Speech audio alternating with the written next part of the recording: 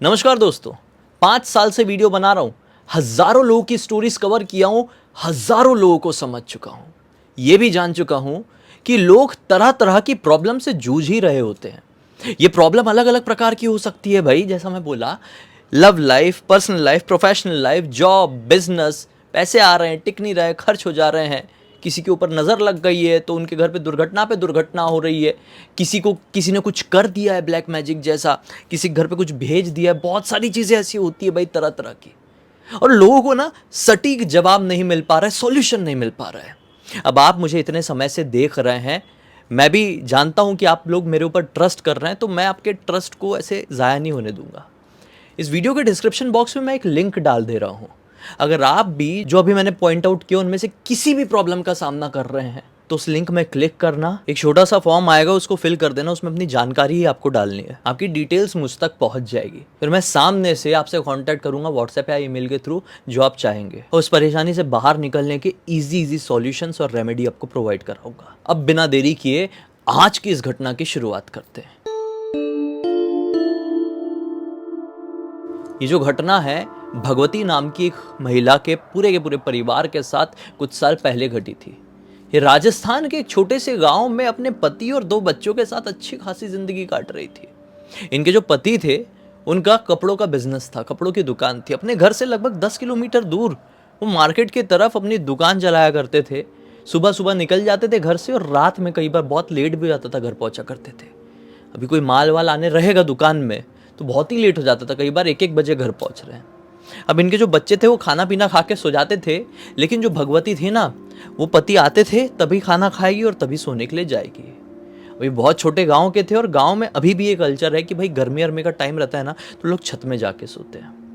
बहुत सालों से ये चीज़ चली आ रही है और आपने भी कभी ना कभी ये एक्सपीरियंस किए ही होंगे।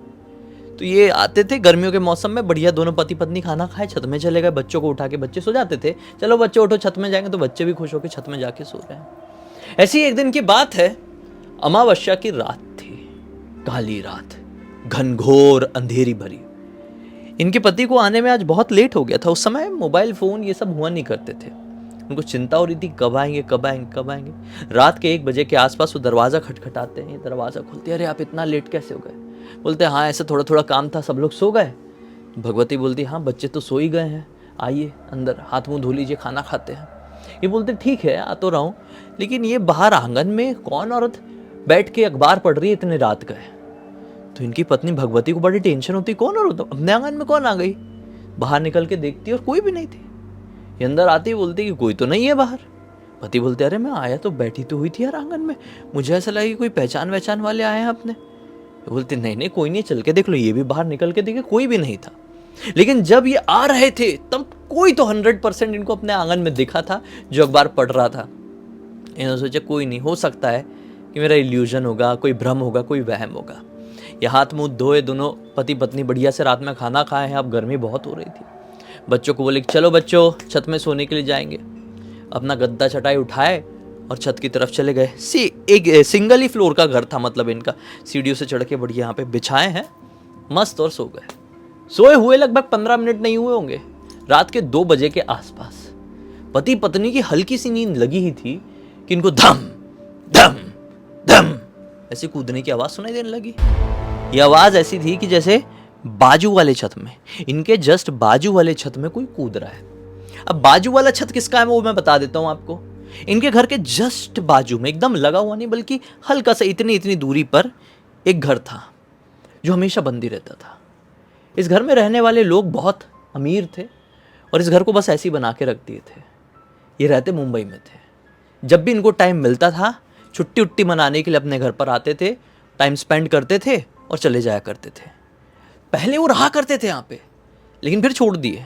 उनका कुछ कारोबार वगैरह मुंबई में शुरू हो गया था, तो वो ही छत से किसी कूदने की आवाज़ सुनाई देने लगी। ये पति पत्नी दोनों हैरान हुए, दोनों एक साथ उठ के देखते हैं तो क्या पाते हैं कि छत में कोई नहीं है। और ये जैसे उठ के देखे वैसे ही तुरंत ही कूदने की आवाज़ बंद हो गई। ये घबरा गए, एक दूसरे का मुंह देखे और बोले चलो नीचे ही चलते हैं, यहाँ नहीं सोते। दोनों ने बच्चों को उठाया और फटाफट नीचे चले गए। अब आप लोग सोच रहे होंगे कि सिर्फ धम धम की 2-4 बार आवाज़ क्या है, दोनों पति पत्नी इतना क्या डर गए कि बच्चों को उठा के अपने घर पे नीचे चले गए इतनी गर्मी में? डरने वाली बात थी क्योंकि ये जो बंद घर था ना, उधर कई बार लोगों ने अजीब सी एंटिटी को देखे। बहुत बार लोग ये दावा करते कि उस छत में एक दुल्हन दिखाई देती, जिस दुल्हन का पूरा शरीर झुलसा हुआ रहता है। उसकी जो चुनरी है प्रॉपर दुल्हन वाली, वो हवा में बहुत भयंकर तरीके से उड़ रही होती है, और वो छत में चलती नहीं है, हल्का इतना उसका पैर ऊपर रहता है और बस ऐसी तैर रही होती है, और दुख में दिखती है। कई बार रोती रहती है तो कई बार चिल्लाती रहती है, कई बार ऐसी कूदती रहती है। इसलिए दोनों डर गए थे, भाग के फटाफट नीचे आ गए। इन्होंने अपनी पत्नी को बोल दिए कि अगर भाई ऐसी चलता रहा तो अब ऊपर सोना बंद करना पड़ेगा। एक दो बार पहले भी इनके साथ ये हो चुका था, लेकिन फिर बंद हो गया था, फिर अभी अचानक से हुआ। खैर अगला दिन निकला था और ये काम धंधा करने के लिए अपना निकल गए। ये जब काम धंधा करने के लिए अपना गए हैं तो दोपहर के वक्त इनके घर पे भगवती जी की ननद आ जाती है। मतलब इनके पति का कुछ नाम रख देते हैं। क्या नाम रख दें? इनके पति का नाम दिलीप जी रख देते हैं।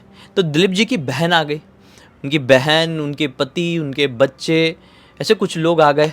कुछ दिन ऐसे यहाँ पे छुट्टी मनाने के लिए, गर्मी का टाइम था, छुट्टी मनाने के लिए आ गए थे। तो भगवती जी बहुत खुश हुई, ननद उनका परिवार आया हुआ है, उनकी आवभगत बहुत अच्छे से हुई। रात का वक्त आया, ये भी घर पहुँचे तो वो खुश हुए अपनी बहन और उनके मतलब पूरे परिवार को देख के।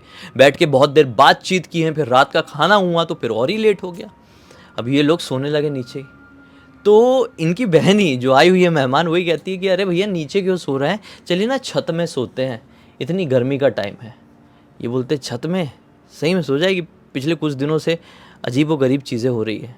तो हंसने लगी, दिलीप जी की बहन हंसने लगी, बोलती है कि अरे भैया आप ये सारी चीज़ों के ऊपर कब से विश्वास करने लगे, गर्मी लग रही है, चलिए छत पे ही सोएंगे, कुछ नहीं होता, इतने सारे लोग हैं, ही हा करते हुए बातचीत करते हुए सो जाएंगे।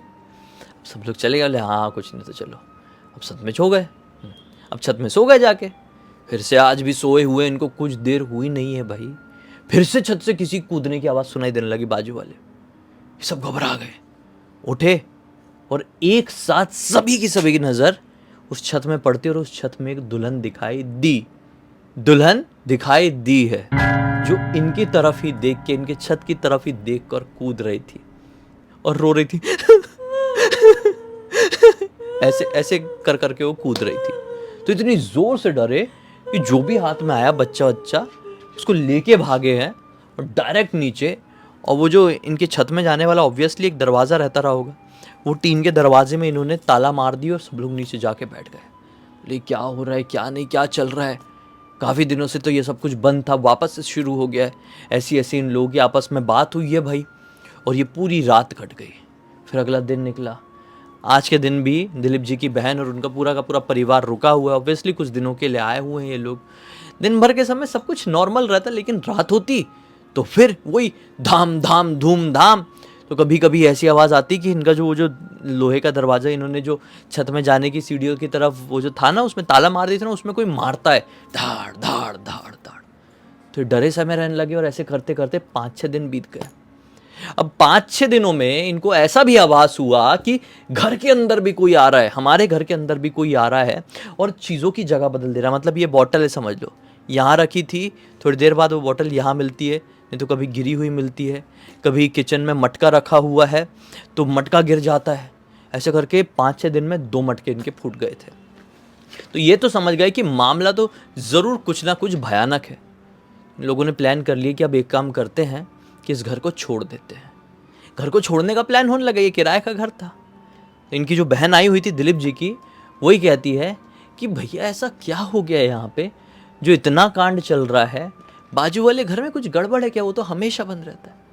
ये बोलते हैं ऐसा कुछ कांड तो पता नहीं है, लेकिन देखो हम तो चाहते हैं कि अगर वहाँ पे कुछ ऐसी निगेटिविटी है तो उसकी परछाई भी हमारे घर पर ना पड़े, इसलिए हम इस घर को छोड़ ही देना चाहते हैं। ऐसा इन लोगों की प्लानिंग हुई है, घर वर ढूंढाई शुरू हुई है। और जो बाजू वाला घर है ना, उनके मकान मालिक आते छुट्टी मनाने के लिए। अब भाई इन लोगों की तो चल ही रही थी छोड़ने की प्लानिंग, क्योंकि इनके ही घर पे सब कुछ हो रहा है। जो भी आए हैं मकान मालिक, जिनका वो घर है, जो मतलब मुंबई में रहते हैं, तो उनसे बात हुई तो ये बता रहे हैं इन लोग, मतलब ये भगवती जी और उनके परिवार वाले ये बाजू वाले घर वालों को बता रहे हैं कि आप लोग यहाँ रहते नहीं हैं तो यहाँ पे बहुत हरकतें होती है। पूरे मोहल्ले पड़ोस वाले लोगों को मालूम है कि आपके घर की छत में कोई लड़की या औरत दिखाई देती है जो दुल्हन के जोड़े में होती है। कई बार रो रही होती है, कई बार चीख रही होती है, चिल्ला रही होती है। तो ये बात सुन के वो लोग रोने लगे। तो सब डर गए कि ऐसे क्यों रो रहा है यार, क्या हो गया, हमने ऐसे क्या बोल दिया इनको, इतना ही तो बताएं कि आपके घर के छत में। तो अब वो जो आदमी है जिनका ये घर है, जिनके घर के छत में ये सब कुछ होता है, वो बताते हैं कि अभी से कुछ साल पहले की बात है। हम लोग मुंबई में रहते थे। हमारी जो लड़की थी स्नेहा, वो अच्छे खासे कॉलेज में पढ़ती थी।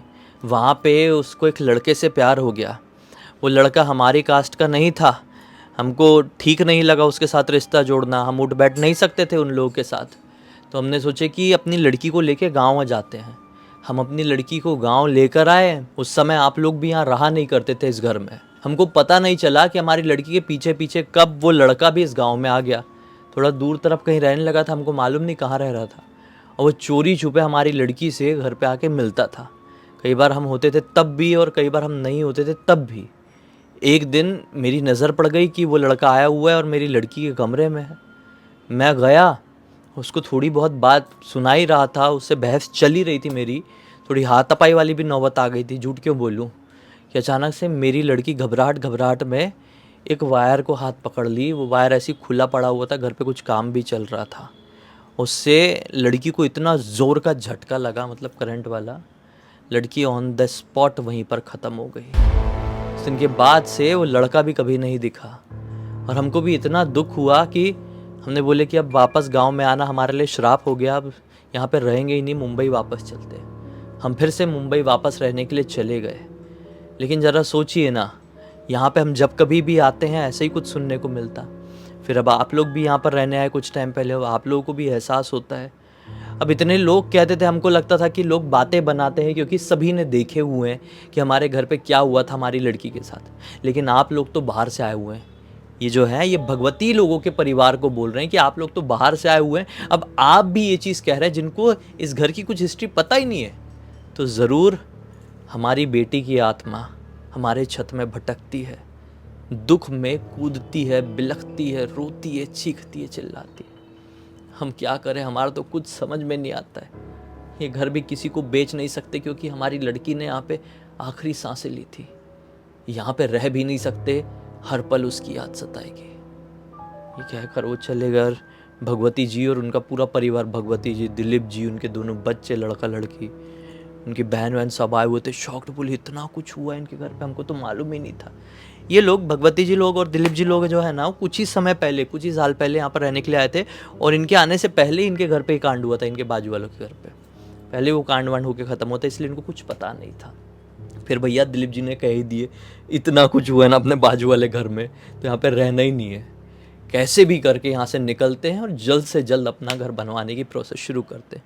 खैर, इन लोगों ने वहाँ से शिफ्ट भी किए। बहुत ही जल्दी इन लोगों की आमदनी इतनी बढ़िया तरीके से बढ़ गई कि 2 या 3 साल के अंदर इन्होंने अपना घर खड़ा कर दिया प्रॉपर। ये होता है और ये वास्तु होता है।